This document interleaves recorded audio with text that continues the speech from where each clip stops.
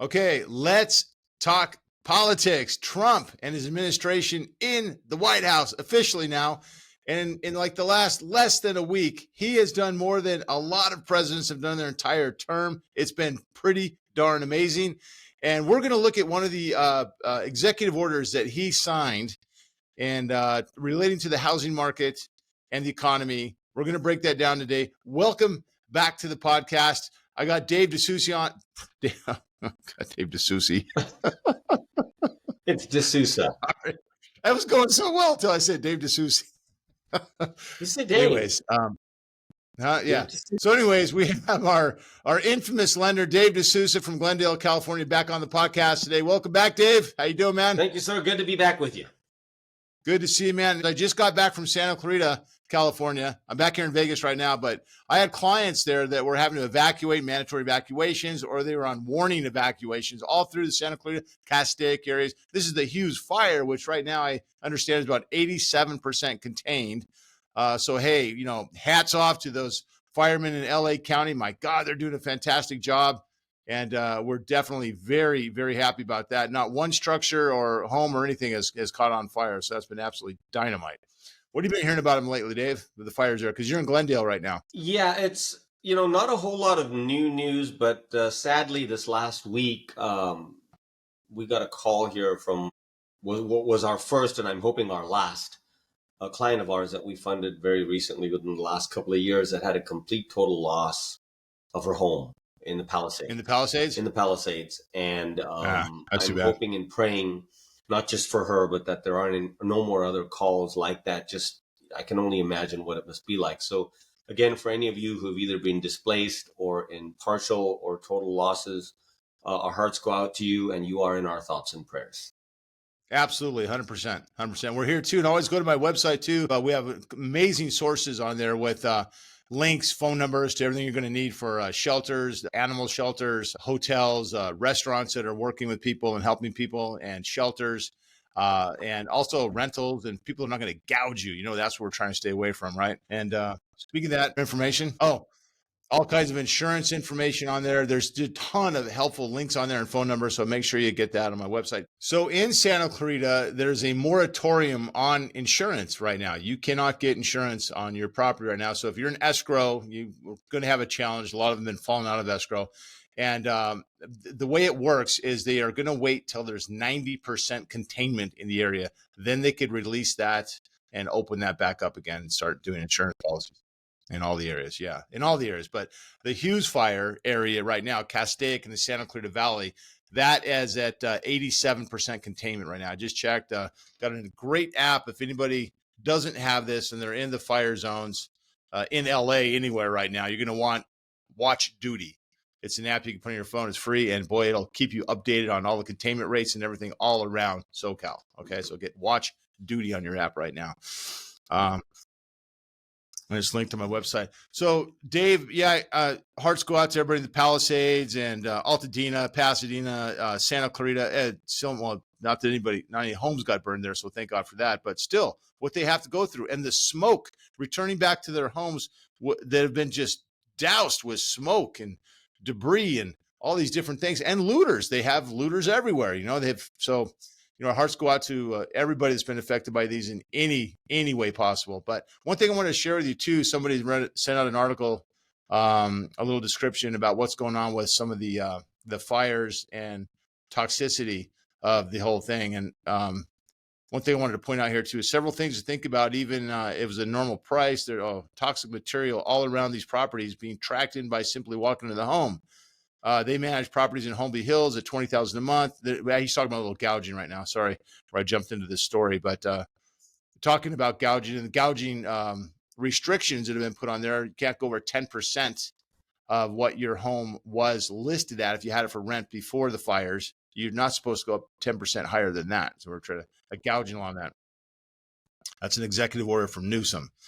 But anyway, so this guy's talking a little bit about some homes being built before the 30s with lead-based paint, asbestos, and other toxic materials, like in the Palisades, a lot of that in the Palisades. And with the burns going on, everything becoming airborne with the wind blowing around and people returning back to their homes, living in those areas. Palisades, not so much really, because everything is to the ground. And these poor people are going to be at least 3 years before anything's rebuilt and they can return. And that's for the smaller homes. You're probably looking 5 to 7 and maybe 10 for some of these big, beautiful homes over there that were built. But yeah, it's going to be a mess for quite some time. Dave, what's your thoughts? And just a little bit of data on this shouldn't come as a surprise to anybody, but how far-reaching this is.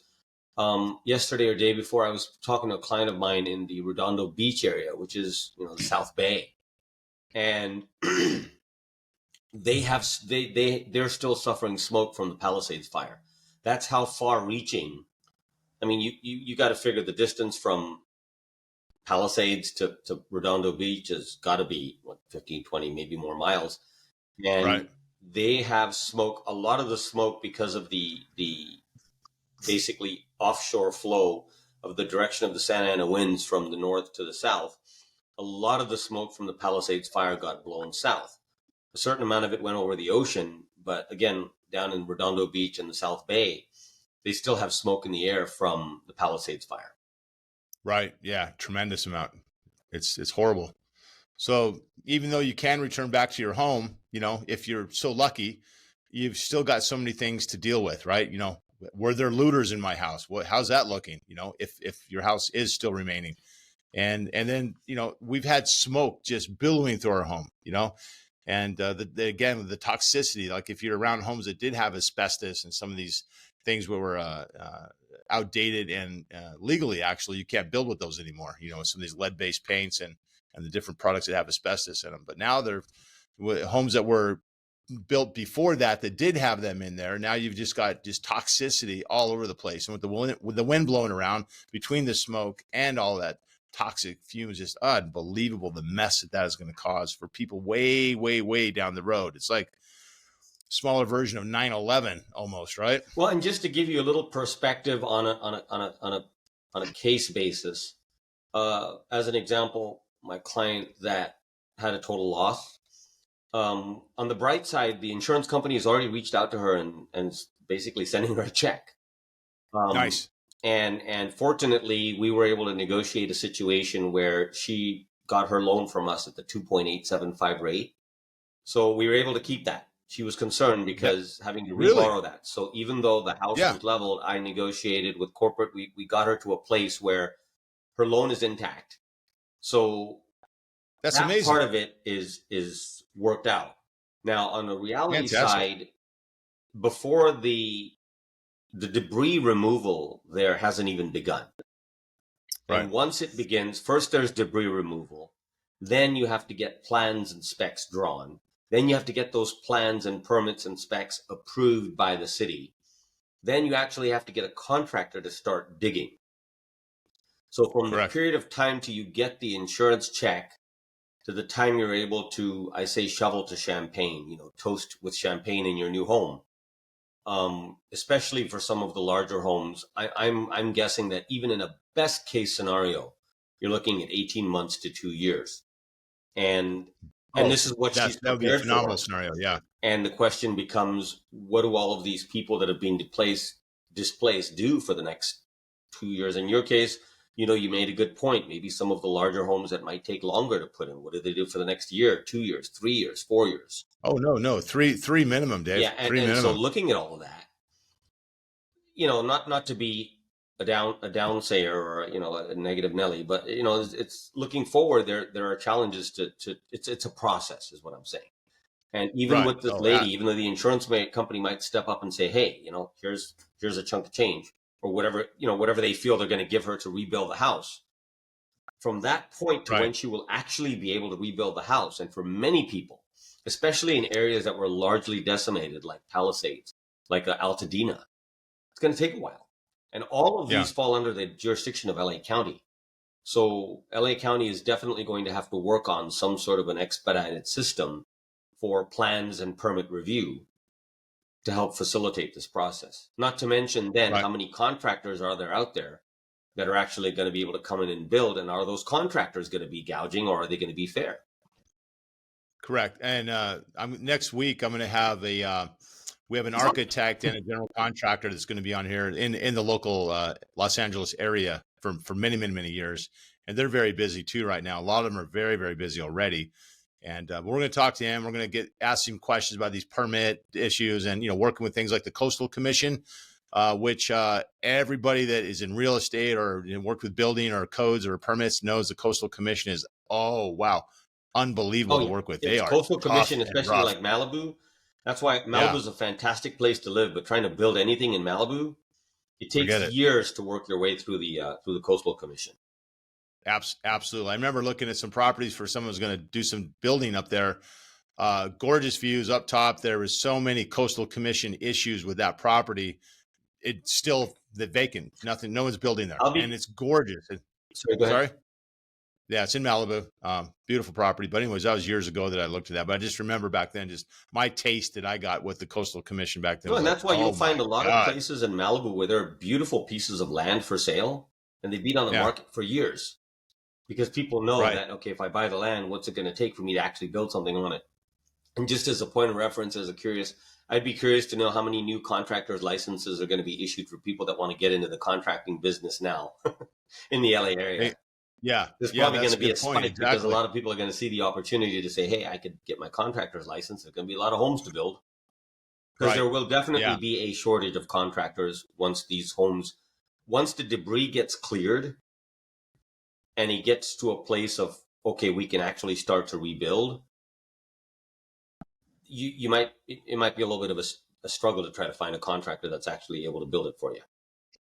Right. Oh, absolutely. Yeah. And then the other concern also is materials. About 6 months ago, there was a very, very large, I was just talking to another client of mine up in Oregon, very large fire up there, destroyed a whole lot of timber. So if there's a shortage of timber and a whole lot of new homes that need to be built, all of this piles up, Absolutely. And while people are displaced right now, sitting here trying to figure out, is their house still there? Can they go back to the house? Can they rebuild? What's going on with insurance? What's going to happen with their mortgage at that time? Because they're still responsible to keep paying that mortgage and their property taxes, although that will probably adjust if the house burned to the ground. I'm sure there'll be an adjustment there. And there are things like forbearance that can come into play. Can I jump in with a little feedback on this for you, just specific to the situation that I just had? Sure. There is, and I don't know exactly what the name of it is, but when there is a certain level of disaster declared, check with your lender, because whoever you're making payments to, there's a freeze on late payments and late payment reporting to the bureaus. And I'm not sure how long that lasts, but I know that until that pandemic or whatever they call it, there's a certain phrase that they use to describe protection of consumers who have mortgages in a disaster zone. Really? And I could look it up and we could share it on the next one, but check with your mortgage lender, because if you are affected by the fires and your situation has, especially if you have to pay for housing somewhere else, has affected your ability to pay for your mortgage, this is a moving target. But there is definitely the possibility that you may have a reprieve from making payments without it affecting your credit, or your standing on the mortgage. Yeah. Gotcha. So, but again, I don't want to make a blanket phrase. Please check with your mortgage servicer. If you have been affected by the fires and you're in a zone that was affected, check with your mortgage servicer, reach out and say, hey, I've been affected. I've been displaced. I have to pay for this, I have to pay for that, whatever. Is there any possibility that I might be able to get some breathing room on payments? And it's very possible. That's some great information, Dave. Absolutely. I'm glad you brought that up, because that's important for a lot of people to know. One thing that they're already faced with all these different challenges, but now that their credit might get dinged and damaged, that's the last thing they need now. If they're trying to buy another house or something and trying to fit DTIs, debt to income ratios, on all these things, because they've got a mortgage, they've got property taxes. I know a lot of these people are very affluent in the Palisades and parts of Pasadena, but still, regardless, people are still getting stretched, big time, no matter how much money you have. Nobody wants to go do all that. And just the time out, your family's displaced, schools are displaced, jobs. What are you going to do? And then everyone's scampering around and trying to take up all whatever properties are available that could be in their area. Of course, that's where they're going to look first, right? But then it's going to start spreading out. And I think to areas like Santa Clarita, California, Simi Valley, Thousand Oaks, Westlake, these areas are they're going to start expanding out that direction and too. I just found the description of that. It is if the disaster has been declared a presidentially declared major disaster, and on January 8th, the Biden administration declared these areas of Los Angeles County a major disaster, then you have protection in place, including no late fees, no impact on your credit, etc. Again, this may vary lender to lender, so please, before just saying, oh, Dave said so, check with your mortgage servicer. But if you have been affected, there is definitely the potential and possibility for relief. Okay, great. Yeah, great info. Absolutely. So anyways, whenever you're ready, I can also give you a very, not to divert when we're done with the fires, I can give you a quick recap on last week's financial activity and what's coming up. But more important is first for you to just finish up with, talking about what we need to talk about the fires. Yeah. Well, again, that's where we're at with the fires right now. So again, we're going to keep everybody updated on any information you need, or like I said, go to my website for all the additional links and phone numbers to anything you're going to need really related to these fires or victims of the fires and displacement. So, and it's very possible that correct me if I'm wrong, in any upcoming podcast you've got maybe next week's, we might have our fire insurance expert back with us for some more updates. Zach. Yep. Mr. Zachary will be with us next week. So keep an eye out for that. But let's talk a little bit about Trump. Just was in California yesterday, right? He came to see the disaster himself. And he also was in North Carolina just before that. So he's been a busy boy. Besides signing executive orders, he's actually physically going to these places right now and taking a boots in the ground approach to, making his assessments of these, right? So gotta love him for that. Anyways, relating to the housing market and the economy right now, right? He has signed an executive order that may be one of the most aggressive housing relief packages that we've seen in decades. And that's already been signed. So we're going to see how that comes together. It's going to deliver emergency price relief for American families and defeating the cost of these high living crises that we're in right now. So that's his approach with that. He wants to give everybody some breathing room so people and increase the affordability of housing. Yes, as you mentioned earlier, costs for everything, food, and definitely oil too. Oil and interest rates at the World Economics Forum and Davos, Trump definitely got very stern with this is something that has to happen. We have to get interest rates down and we have to get oil prices down now. So and he just delivered that at the World Economics Forum in Davos, and that's on his agenda, big time heavy on his agenda. He's going to get these things moving. I think of course, the Fed, Jerome Powell, his response was, he doesn't know if he's on board with all that. And that he doesn't have any power over the Fed, but we'll see what happens with that. Right. I think he's got a lot of pressure regardless from whether it's Trump and the administration, the White House, and or just people in general, the world, the United States and the world. I mean, he's got to be understanding that raising these rates this high with the affordability factor, with the cost of the housing, is just getting it's unreachable for a lot of Americans. It has to change. Something's got to be done. What's your thought on that, Dave? Well, or do you care to comment on that? Yeah, my thought is this. The Federal Reserve, who Jerome Powell is one of 7, right? There's 7 of them total, and Jerome Powell is the chair. Right. Their job is apolitically to have low inflation and do it in a way that supports the economy and jobs.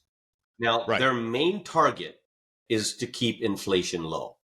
So regardless of what the president or the vice president or the head of the financial committees or the general public or anyone may want, the Fed has over the years has very often had to do things that people don't like. And as an example, when they're lowering rates because the economy is in a really tight place, like when COVID happened and the economy just came to a screeching halt, we saw interest rates lower than we've ever seen. And the Fed was a Right. hero. During COVID, yeah. And then the same Fed had to raise interest rates, not because of Republican or Democrat, but it's all about inflation. The two things that drive what the Fed does, like it, don't like it, want it, don't want it, are driven by two things: inflation and jobs. Right. And inflation, unfortunately, is not something the president has any control over. Whether it was Obama, whether it was Bush, whether it was Trump or Biden, presidents don't have control over inflation. What inflation is affected by is the price that consumers like you and me are willing to pay for goods. Unfortunately, because of the supply chain issues with COVID, prices skyrocketed. And that would have happened if the Lord Almighty was our president. Prices would have skyrocketed. And you saw inflation tip 9%. And in the last few years since COVID, we've actually, the Federal Reserve, not necessarily credit to Biden or Trump or anybody else, but the Federal Reserve, by raising interest rates and with maybe some other social factors, the inflation has come down to now we're in the 2-ish% range. I think about 2.5 right now, right? I don't know what the exact number is, but inflation has come down substantially. Seems like this Fed's had a hard time getting it down to 2%. And it lasted for a day or two. Trump, during his administration, 1.9 was as high as it got. All right, let's move on from that. What I'm saying is, more importantly, what the future holds. What happens with interest rates in the future is going to be driven by what happens with inflation.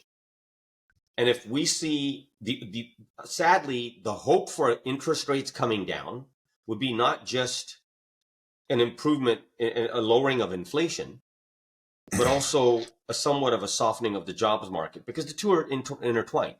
If the jobs market is really strong and people are making a lot of money and there's a lot of jobs out there, people are more likely to spend and may be able to pay a little bit higher price. So it's a very tough thing to navigate. But what I'm offering is, whether what the decisions they have to make are popular or not, the Federal Reserve's mandate and what drives them is all about inflation. It has to be all about inflation. If inflation is trickling up, they will not lower interest rates. As a matter of fact, very recently, in the last couple of months, you've seen a very slight increase in inflation. And so the Federal Reserve has left rates. They haven't lowered it any further. And that's a good segue for what's coming up next week. But if inflation doesn't come down, we will not see interest rates come down. Now, that's a good segue. Hopefully inflation comes down, right? At some point, my God. Well, we would want them. I want them to come down. You want them to come down. The whole country wants interest rates to come down. The whole country would love to be able to, have interest rates, even in the 4s and 5s. But right, wrong, or indifferent, the Federal Reserve will not lower interest rates until they see inflation moving closer to where they want to see. Now, there's some talk that they may change that target from 2 to maybe 2.25, 2.5. I don't know. We're going to find out this week, because two things are going to happen this week. I don't know, Dave, if I agree with you that we're going to find out this week, because every time the Fed meeting comes up, I'm kind of left with a vague response to everything. Like, okay, I'm sorry, let me clarify. Nothing, really. I didn't speak correctly. What I meant is, we're going to find out what the Fed's doing with this particular meeting. Meaning, there's a decision that they're going to put out on Wednesday, the 29th, which is either going to be raise, highly unlikely, leave, or cut the discount rate. Now, what are your speculators saying? You've got these based on recent data, they think it's become extremely less likely that they will cut it another quarter point, and that they will pretty much leave it where it is. Although you and I and all of our consumers are very hopeful that the Fed will cut interest rates another 0.25% on Wednesday. But wait a minute, Dave. So he's not cutting interest rates, mortgage rates. He's cutting the Fed rate. Sorry, and just to be clear, when I say the Fed, they have no control over the actual interest rate on mortgages. Correct. Because the last couple of times he lowered the Fed rate. There's a rate called the Fed funds rate. And that is the rate at which banks borrow money from the Fed. So the federal funds rate is what I'm hoping they will cut by a quarter point on Wednesday.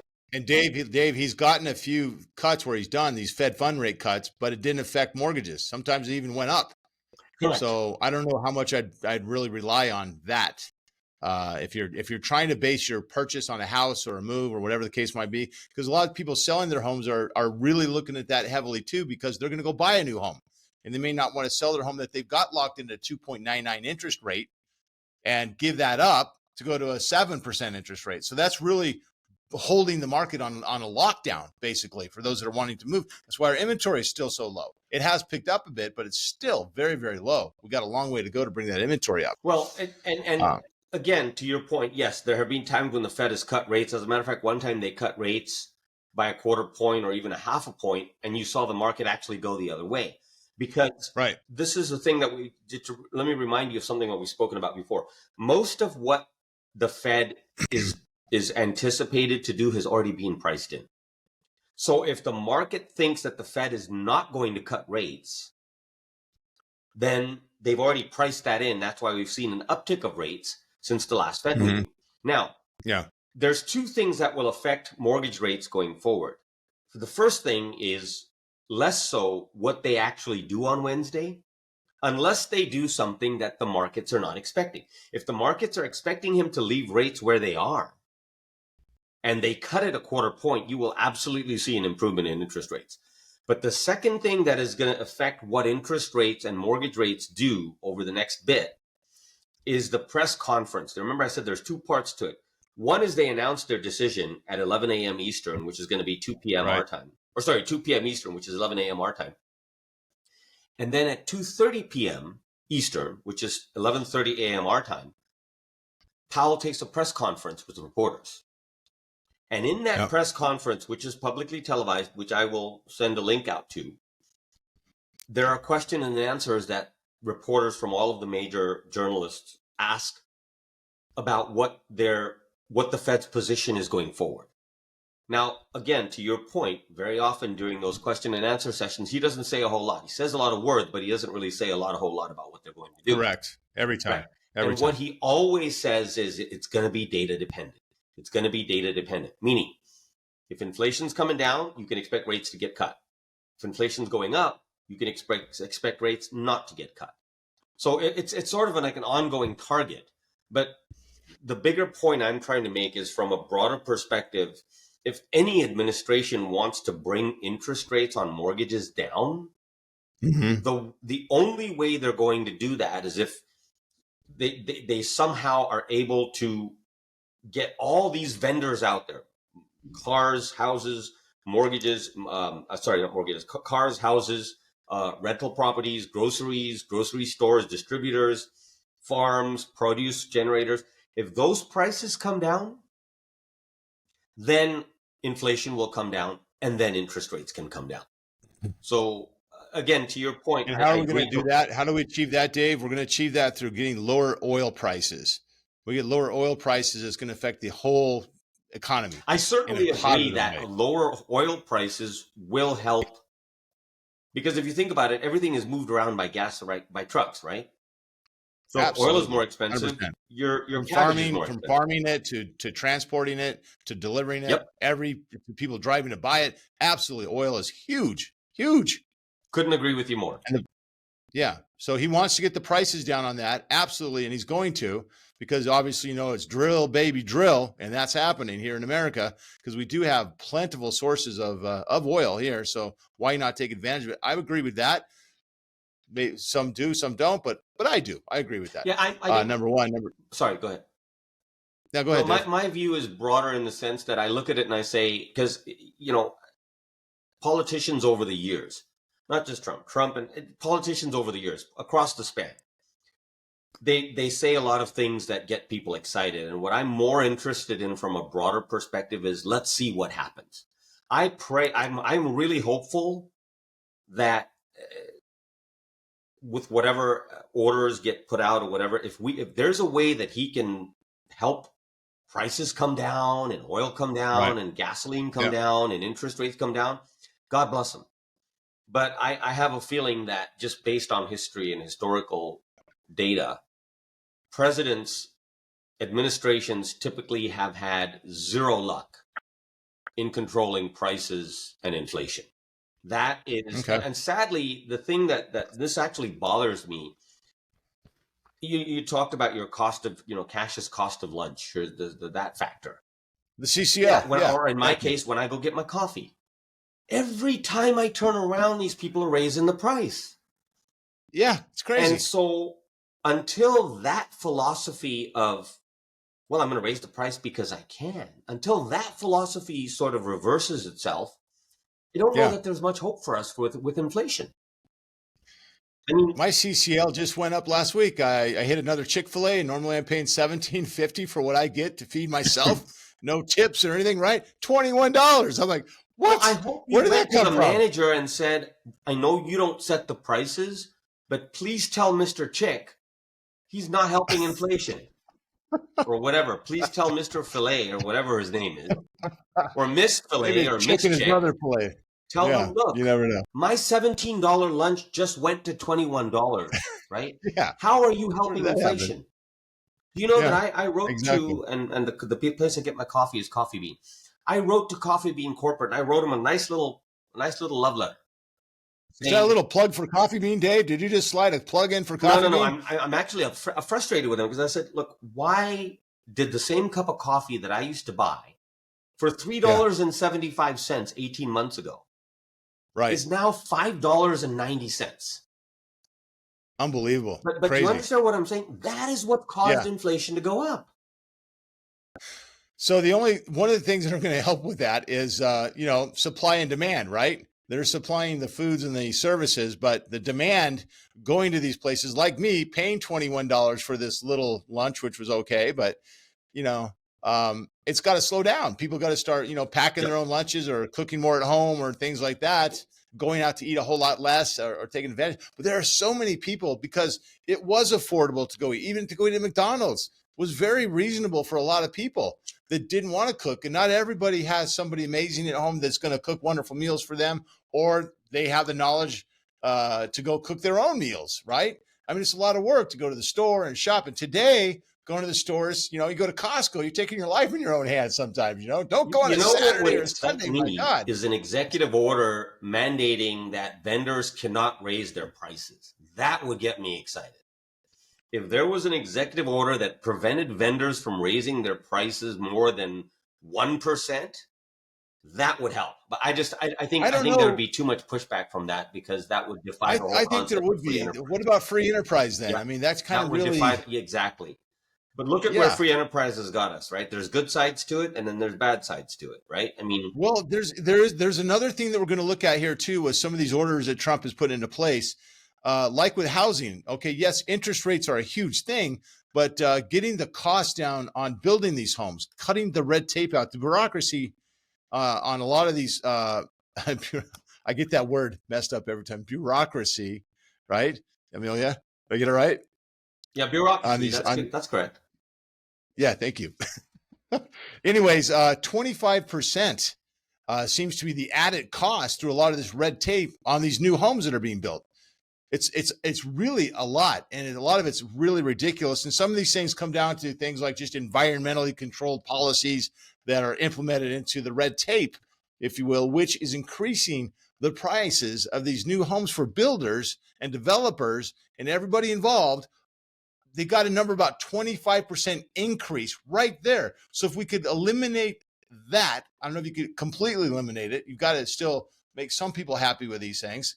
But at least reduce it dramatically. That's going to be a large savings right there. How would you propose we, again, this could defy your, the free enterprise theory, but how do you propose we tackle the fact that home prices have gone up so sharply and that sellers are largely being, looking for higher prices and not wanting to settle for lower prices?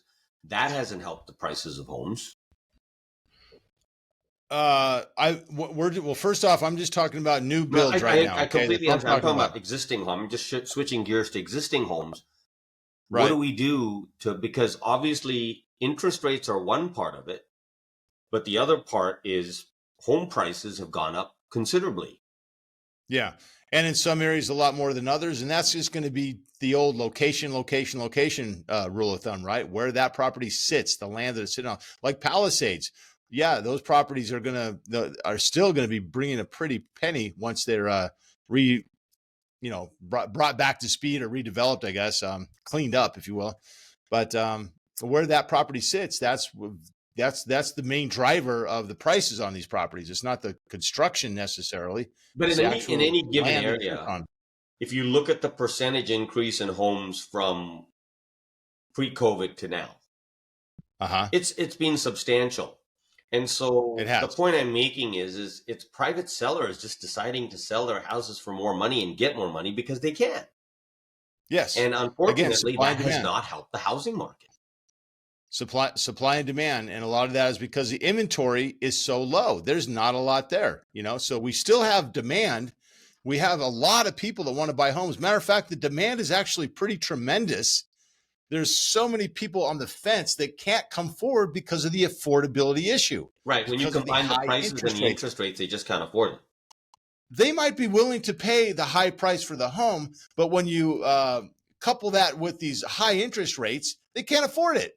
And the property taxes, they're based on the new purchase of the home. If it's buying a resale property, that's where your tax basis starts.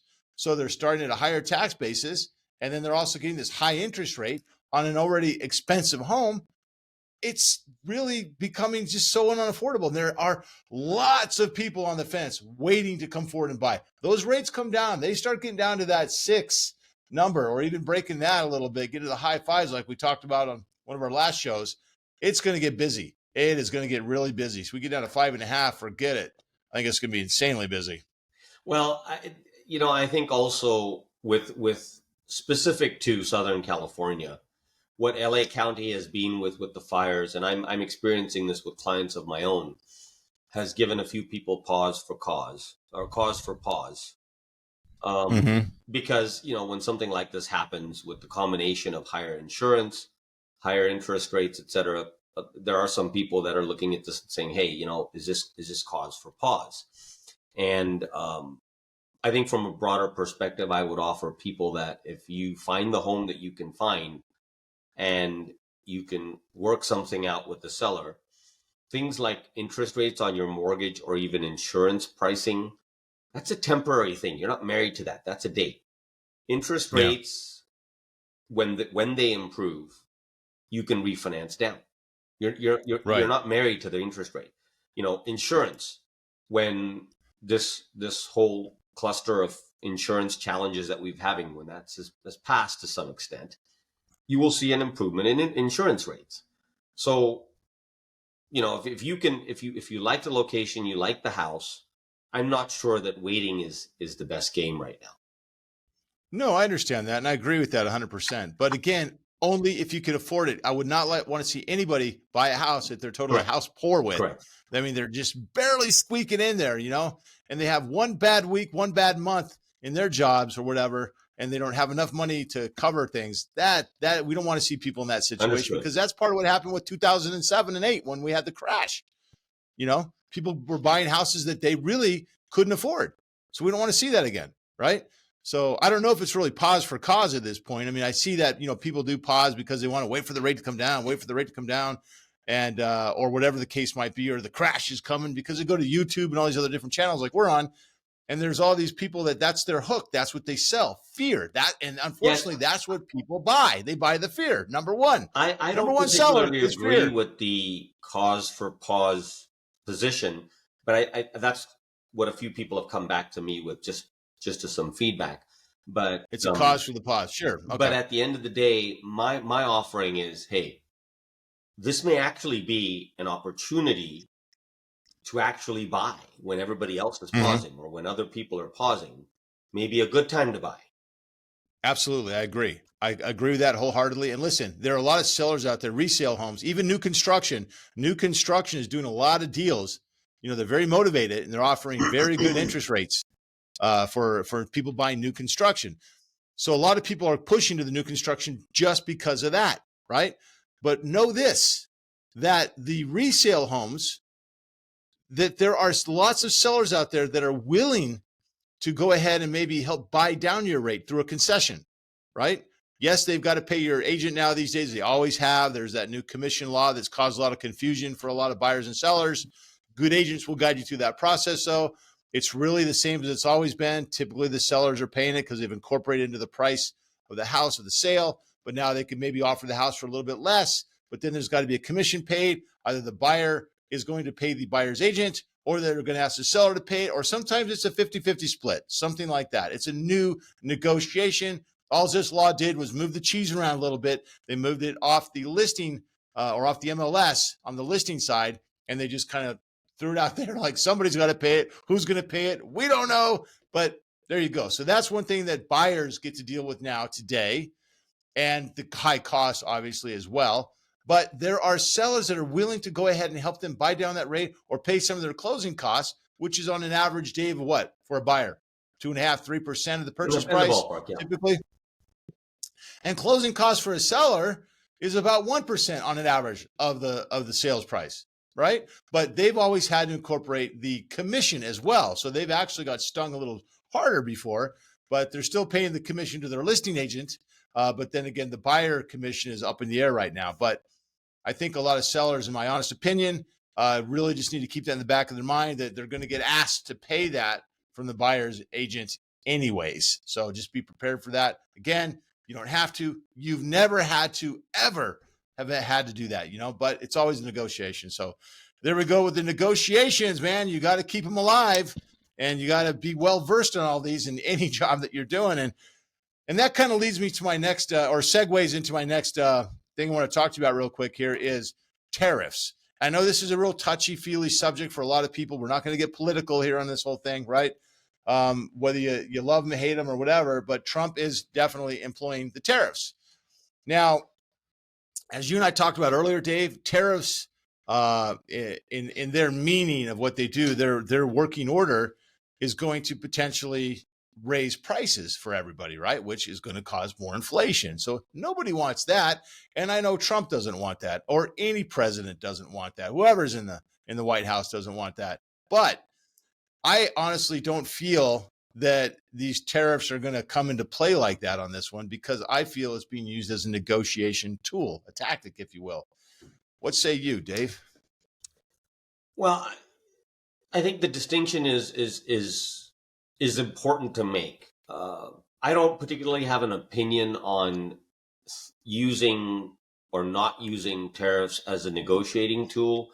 What I can tell you point blank, and this is something agreed on by economics professors, Nobel laureate, prize award winners, and nominees, and people that have received the award over the years, tariffs, technically from a technical academic perspective, if tariffs are employed, there is no question that will raise prices, which will raise inflation, which will then make the Fed think twice about cutting interest rates and possibly have the Fed consider raising interest rates. That Right. is a arguably different conversation from what you are proposing, which is let's not actually implement the tariff. Let's actually negotiate with it, without necessarily intending to execute it. Right. That's where I'm coming from. That's what I think is happening with that. Do you know, Dave, 70% of building materials here in the United States of America, 70% are imported from other countries. I A lot didn't of know people that. weren't aware of that. I did not know that. It's staggering. It's staggering. 70% of building materials So and for every appliances, $100 appliances that as is well. spent on building your new home, $70 of that $100 is coming from out of the country? Out of the country. Wow. Yep. Good to You know. guessed it. China is leading the pack with that. You also have Canada right behind there too, and Mexico. So those are your three top importers there for building materials into the United States of America. So Trump's plan with this tariffs is to get more people to come and build and manufacture right here in the good old US of A.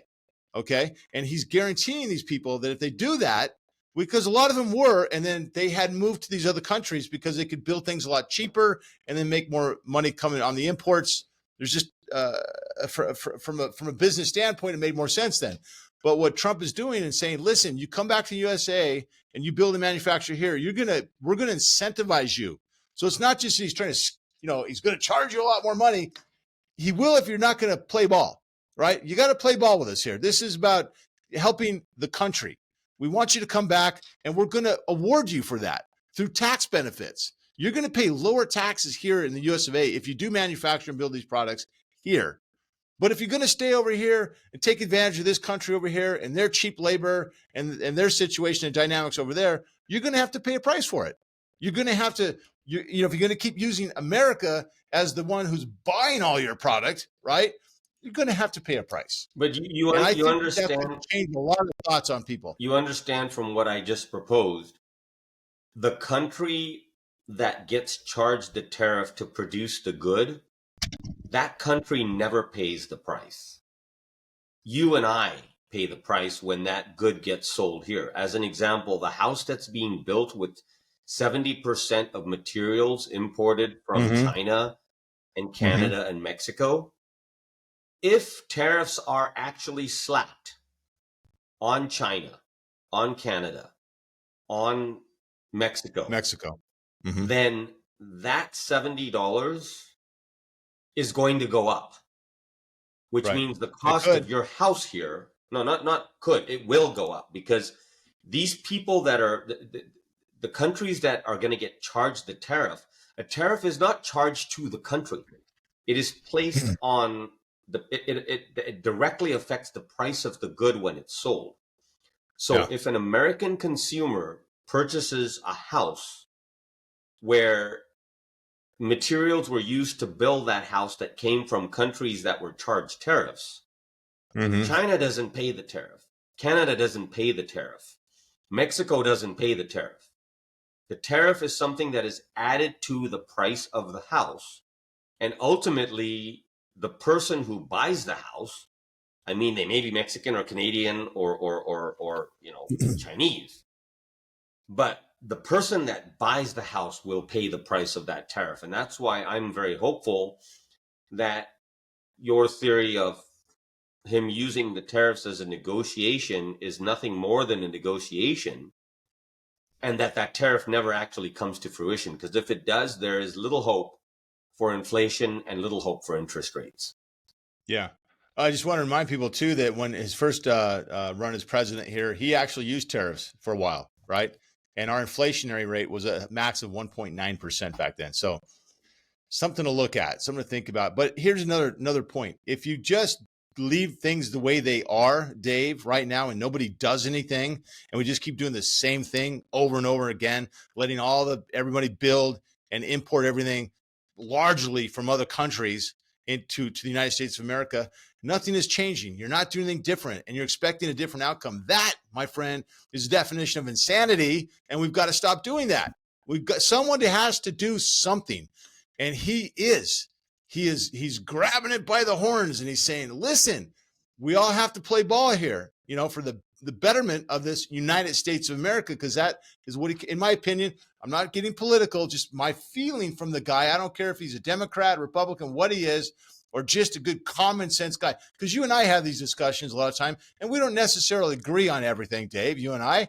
But for many, many years, we've had some heated discussions at times. But at the end of the day, we boil it all down and we find a common ground of common sense. And love that about you, man. We always find that. So, hey, I wish the rest of the country could do that too. And it's always concerned me a little bit how everybody wants to dodge politics and not talk politics or religion and all these certain things that they've been raised with, that you don't do that. You don't talk about that. Well, guess what? When you have conversations with other people, you start learning a few other things about that person, and maybe you see things from a different perspective that maybe you weren't seeing from your perspective. And this is, in my opinion, how things start to come out in the wash a little bit, and maybe they get cleaned up, right? Maybe not. Well, so and the one thing I would agree with you on is when there is change, yes, sometimes there is need for change, but what my one requirement for change is that change should ultimately take us forward and not backward. So, in other Well, words, if there's that's always going the to be, plan. from my perspective, if there's going to be change that may take us backward, regardless of where the change comes from, if a change is going to take us backward, then I have concerns about that change and I would rather have the status quo. However, what I am all for, is change that takes us forward. That's called progress. Of course. And the opposite of that is change that takes us backward, which is called regress.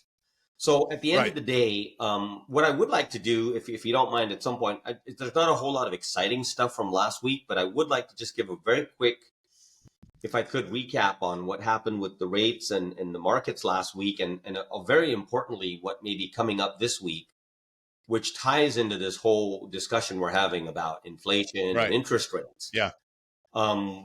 But you just let me know when you're ready for that, and I'll just. Yeah. No, you know what? Dive into that right now, Dave. Let us know. Break it down for us. I'll make this quick. Interest rates actually ended the week dead flat. We're at about and I know ours are sometimes a little more competitive than some, but we're at a 6.75 dead flat on the standard conforming 30-year fixed as of Friday's close. We're dead flat from where we were the week before. Stocks ended up the week about 1.5% to 2% higher. There was some excitement in the tech sector of the markets because, again, as a broader announcement, with nothing that's actually happened yet, but just from an announcement perspective, Trump said that they would like to try to invest a fairly healthy sum of money in artificial intelligence.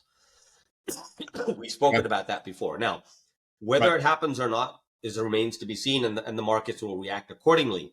But him offering that, or his administration offering that, even as a theory or something they might like to do, is something that helped the stock market. Didn't do much for interest rates, but it actually helped the stock market a little bit last week.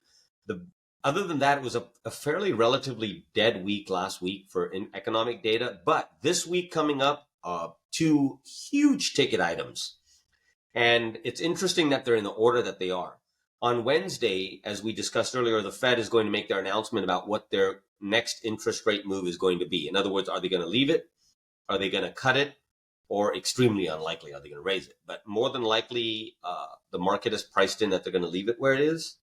There's. What do you think, Dave? What do you think is going to happen? What do you speculate? I suspect they're going to leave it where it is. And the reason I say that is since the last Fed cut in December, inflation has not moved in the direction that we wanted it to. And so while I would love to see him, the committee, cut rates, the Fed funds rate a quarter point, I have my doubt that that's going to happen. I agree with you, Dave. Huh?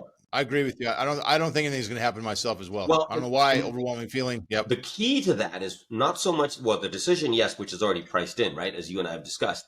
But moving forward, right after the announcement, there's going to be a press conference where if the Federal Reserve is going to take the Fed, Jerome Powell is going to take question and answers from journalists at all of the major newspapers and media and outlets and things like that, like Wall Street Journal and Bloomberg, et cetera. And his responses and how Wall Street processes his responses to those questions about where interest rates may be going, that is going to have potentially a very, very significant effect on the markets, both the stock market and the bond market. Interestingly enough, as my last point on the recap, the PCE, which is personal expenditures, what you and I have talked about, which is very important, what people are spending, what households are spending on groceries, utilities, housing, roof over their heads. That number is actually coming out on Friday, 2 days after the Fed announcement, which is interesting because the Fed's favorite gauge on inflation is the PCE. Now, I don't know if they will have some advance notice of what that number is going to look like. But we, the rest of the country, will find out on Friday what that PCE index is. If the PCE index went up, that is not going to be good for rates. If it's gone down, that will be good for interest rates. So, well, I could tell you, Dave, if I could add this, just had my CCL measurement yesterday, my cash's cost for lunch, and that went up significantly. It went up $4. $4 it went up my Chick-fil-A. That's right. It basically went up 20%. Unbelievable. So out of nowhere, just hit me like a left hook. And Boom. for all of us that are doing plugs, let's let everybody know Chick-fil-A raised Cash's lunch price from $17 to $21. So way to go, I didn't even Chick-fil-A. get any extra French fries for that. Nothing. Anyway, all that to say, that's my recap. If you have any further detail needed, Okay. please reach out to Cash, reach out to myself, and we'll be very happy to give you more updates. Okay. All right. Thank you for that, Dave. So another thing too, talking about Elon Musk appointed to Doge, which is a Department of Government Efficiency, as we were mentioned earlier. With this this 25% added cost with all the red tape that's been put into the building these new homes, and if that could be cut out, and how would that get cut out? You're asking. I think Elon Musk might be the one that might be looking into that. I'm not sure if he is, but that would be my thought based on the new position that he has here. And also the CFPB, the Consumer Financial Protection Bureau, Elon Musk said, as he's already digging into that one, that it needs to be not reformulated, not reconstructed, but delete it. The words of Elon Musk, that needs to be deleted. We don't need it all. Just get rid of it, right? And I know Trump is now looking at FEMA, and he's got some issues with them too about the inefficiencies with that organization, that government bureau. So let's see what happens. But lots of interesting things coming on here with Scott Turner being the new guy for the HUD, Housing and Urban Development Secretary, appointed by Trump. So we'll see how that goes too. I think there's a lot of excitement in the air with that. Maybe some things that could be changed. I don't know. Do you have any opinion on that, Dave? Well, with HUD? Not so much opinion. I mean, okay, let me put it this way. The CFPB, the Consumer Finance Protection Bureau, was essentially, it really took on a whole new role and took on a new life of its own after the mortgage crisis of 2008. And okay. Right, wrong, or indifferent, the powers that be looked back over what they anticipated caused that crumbling of the housing market in 2008 and created the CFPB, otherwise known as the Mortgage Police. The banking mortgage police. The CFPB, otherwise Okay. known as the banking police, to regulate and make sure that there are certain things that happen, certain things that don't. I will tell you from a lending perspective, my life would be a lot easier with a lot less forms, a lot less disclosures, etc. Were the CFPB and any related regulation to be removed. Now, that is from a mortgage perspective. There could be consumers that could argue that say, well, if you get rid of the CFPB, who's protecting us? So there's two sides to the coin. I'm not exactly sure what the right decision is at the moment. I think regulation is necessary, but to a certain degree, like anything else, in moderation. Anything in excess is detrimental, right? Well, Elon Musk wants to drive one of his Tesla trucks right through that organization right now. It sounds like regardless of that, my point being, whether it's the CFPB or some reorganized form of it, regulation, like anything else, if you have no regulation, you can have pandemonium. If you have too much regulation, you cripple the system. So my offering would be, like anything else, you love chocolate. Well, don't starve yourself, but don't eat a whole 2 boxes, as you and I were talking about, sitting on the couch eating a whole box of See's candy. Oh, that's a good time right there, eating your 2-pound box, right? So it's like, all right, maybe have 2 or 3 and then call it a day. So like anything else, good luck with that. Yeah, I know, you and me both. Good luck with that. I think like anything else, regulation, it has to be in balance, right? Sure. That's the whole idea. Yeah. We want to keep everything balanced, checks and balances, right? Yeah. And anything in excess, whether it could be perceived as good or could be perceived as bad, anything in excess can be detrimental. So the CFPB they've been kind of a thorn in your side, I guess, through the many years, or do you think that they're needed? I wouldn't describe it as a thorn in my side. I would say that due to certain regulations from the CFPB, has created a lot of extra paperwork and a lot of extra disclosures and things that we have to do as a lender throughout our process, which certainly would be easier if we did not need to. But again, there could be someone that could argue from the opposite perspective. Yeah, but if that wasn't there, who's protecting the consumer? And so I go Right. back Exactly. to my statement where some moderate form of regulation is healthy. Too much regulation is unhealthy, and no regulation is unhealthy. And some of these government appointed and structured bodies too become just a waste, right? A wasted space, and which is costing everybody. The consumer is going to pay for that.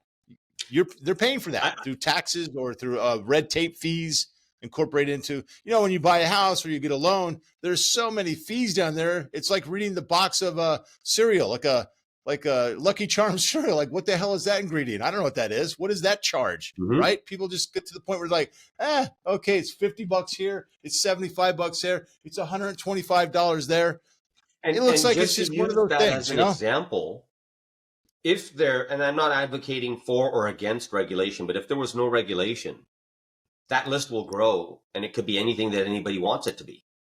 So, Dave, I agree with you. In the same way that, again, there's the thing of either not enough regulation or too much regulation. Either of those is bad. But I like proper regulation myself. Moderate regulation. We don't want dead weight. We don't want dead weight that we have to pay for that's really just mucking up the whole damn thing, right? And we don't need to be over-regulated to where it just becomes a freaking nightmare. But we do want just proper regulation. Somebody checks and balances, keep everybody in order, keep everybody honest and moving forward, right? Because amen to that. That's what we want. Hey, we agree. Yes.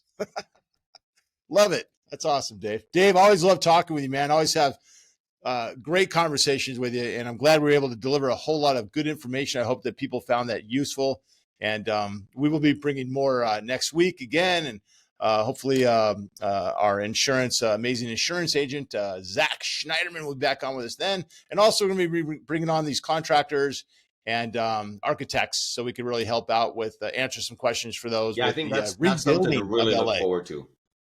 Yeah.